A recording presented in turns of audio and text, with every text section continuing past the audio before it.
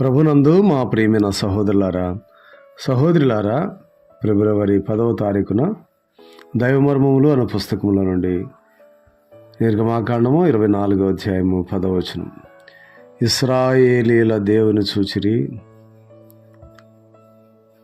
ఆయన పాదము కింద నిగనిగలాడు నీలమయమైన వస్తువు వంటిది, ఆకాశ మండలపు తేజం వంటిది ఉండెను.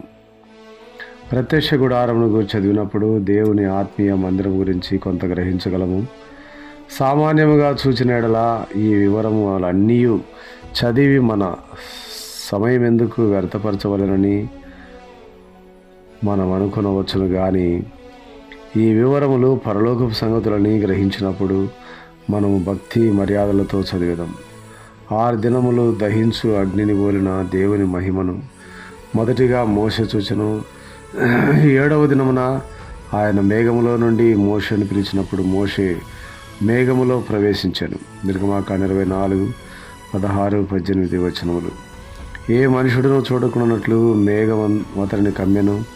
దాని తర్వాత 40 రాత్రులు 40 పగళ్ళు దేవుడు మాట్లాడుట మోషే వినెను. దేవుడు మాట్లాడక మునుపు ఆయన మహిమను మోషే చూచెనని ఇక్కడ మనము గమనించుచున్నాం. నిరిగి నలిగిన హృదయము కలవారే దేవుని సహవాసము కలిగి ఉందరు. దేవుని నోట బోరగాను సేవకునిగాను వాడబడక మునుపు మోషే అనేక పరీక్షల ద్వారా వెళ్ళవలసి ఉండెను. ఇది దేవుని క్రమము, దేవుని చిత్తము.